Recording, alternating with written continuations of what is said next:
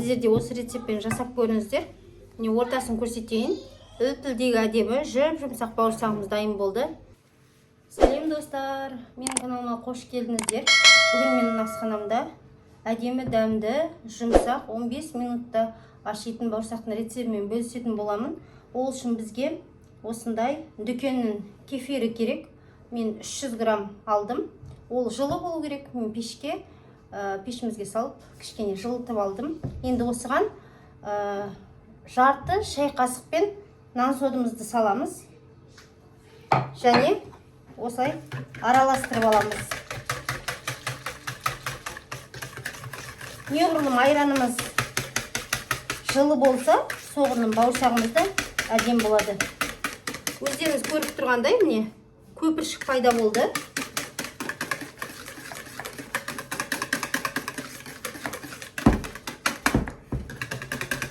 Енді 50 грамм қантымызды салып аламыз. Бауырсағымыз әдемі, тәтті болу үшін. Егер де сіздер бұдан да молырақ салғыларыңыз келсе, онда өздеріңіз сала беріңіздер, артық болмайды. Енді қантымызды салғаннан кейін араластырып аламыз. 1 шай қасықпен тұзымызды саламыз. Ешқандай ашықтық қосылмайтын, 15 минутта ашық дайын болатын бауырсақтың бұл түрі. Сондықтан сіздер де жасап көріңіздер. Менің каналыма тіркелуді, лайк басып, комментарий жазып кетуді ұмытпаңыздар. Енді біз осылай ерітілген майымызды құйып аламыз. Майымыз бізде 50 граммдай. Араластырып аламыз. Енді електен өткізілген 500 грамм ұнымызды ақырын салып отырып бұлғаймыз.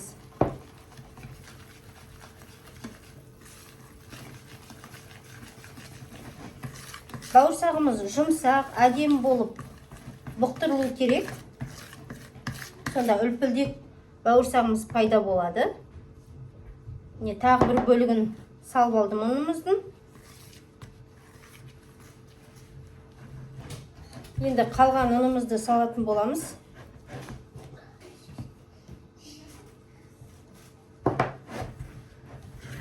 Осылай араластырып аласыздар.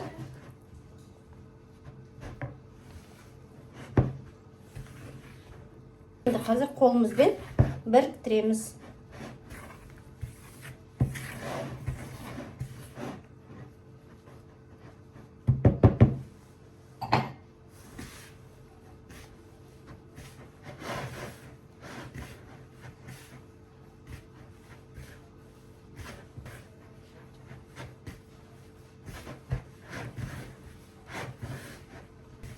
Егер де дәл осы рецептпен жасасаңыздар, міндетті түрде комментарий бөліміне жазыңыздар. Алда қандай рецепттерден, қандай тағамдарды жасағанымды қалайсыздар, жазып кетсеңіздер болады.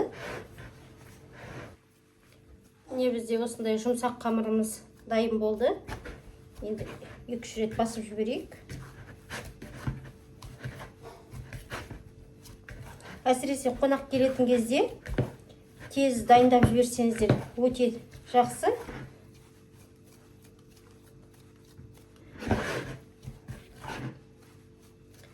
Біз өз қазағым қонақжай халықпыз ғой. Қонақ шақырған жақсы көреміз. Сондықтан үйден дайындалатын, тез әрі жылдам дайындалатын тағамдармен, дәмді бауырсақтардың рецепттерімен бөлісіп жатырмын. Міне осындай жұмсақ қамырымыз дайын болды. Енді ыдысымызға салып, бетін жауып 15 минутқа қоя тұрамыз жылы жерге. Достар, міне мен қазанымызға осындай сұйық майымыз бен тоң майымызды салып алдым. Енді газымыздың астын қосамыз. Майымыз біздің дайын болам дегенше, бізде ашып тұрған бауырсағымызды ысып, тілеп пісіретін боламыз. Енді сіздердің өз қалауларыңыз бойынша жасайсыздар. Егер де мен тоң майды қосқанды ұнатпаймын, отбасы мүшелеріне ол ұнамайды десеңіздер, онда құр ғана сұйық маймен пісірсеңіздер болады. Біздің үйдегілер енді тоң май қосып пісірген жақсы көреді, сол себепті мен осылай қостым. Біздің бауырсағымыз осындай жұмсарып әдемі болып тұр екен. Енді мен осылай алып аламын. Жұп-жұмсақ болып тұр. Енді ақырын ғана баспай, кішкене ғана сұйық майымызды қолымызға алып, осылай жағып шығамыз.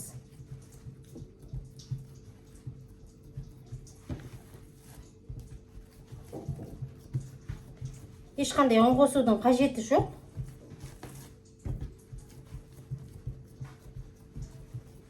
Енді ақырын ғана жұқалап нанымызды ысамыз.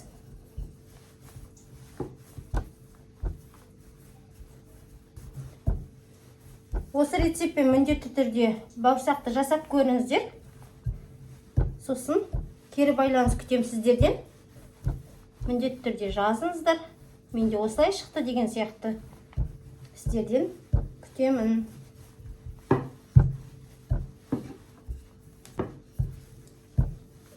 Ашытып жатқанда нанымызға 72%-тік майды мен ертіп қостым.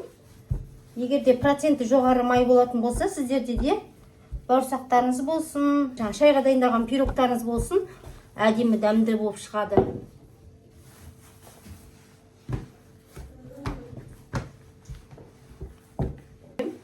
Мен өзім қамырдан жасалатын тағамдардың барлығын жақсы көрем.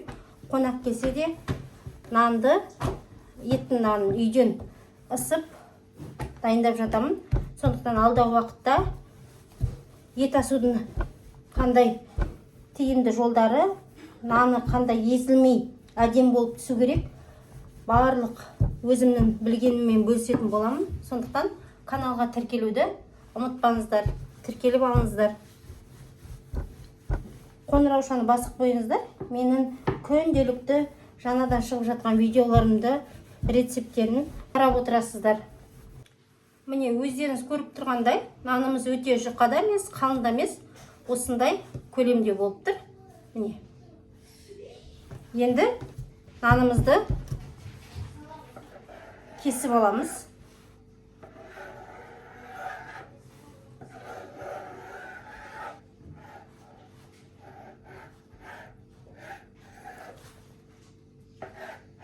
Әдемі қиғашынан әдем болып піссін десеңіздер, осылай кесіп шықсаңыздар болады.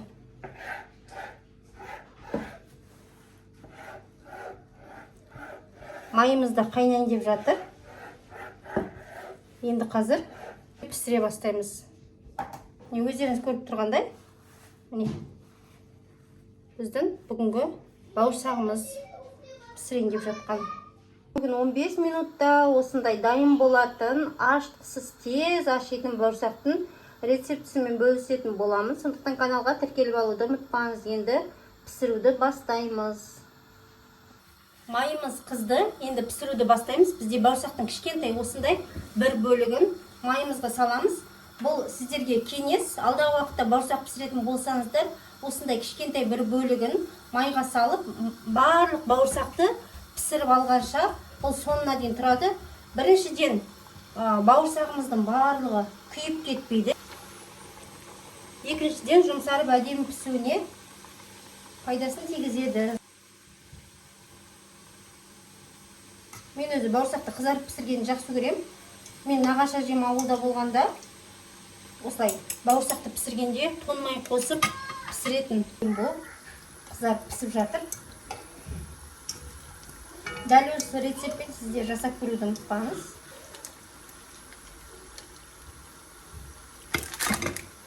Ортасын көрсетейін. Міне осындай үлпілдек бауырсағымыз 15 минутта ашып, дайындалуына уақыт кеткен осы бауырсағымыз. Сіздер жасап көріңіз. Жұп-жұмсақ үлпілдек бауырсақ. Дәмі де ерекше екен. Құрметті менің каналыма тіркелуші көрермендерім, міне мен осындай әдемі 15 минутта дайын болып ашитын бауырсақтың рецептісімен сіздермен бөлістім, және жасап пісіріп болдым. Дәмі деген өте керемет. Және пісіріп жатқанда да ортасының қандай болғанын көрсеттім. Бірақ сіздер де дәл осы рецептпен жасап көріңіздер. Кез келген келе жатқан қонақ болсын, шақыратын қонақтарыңызға ұсына берсеңіздер болады. Үл-пүлдегі әдемі жұмсақ бауырсағымыз дайын болды. Өзіңіздің таныстарыңызға, достарыңызға, құрбыларыңызға жіберіп қойсаңыздар болады. Осы рецептпен жасап көрсін. Сондықтан менің каналыма тіркелуді ұмытпаңыздар. Сау болыңыздар.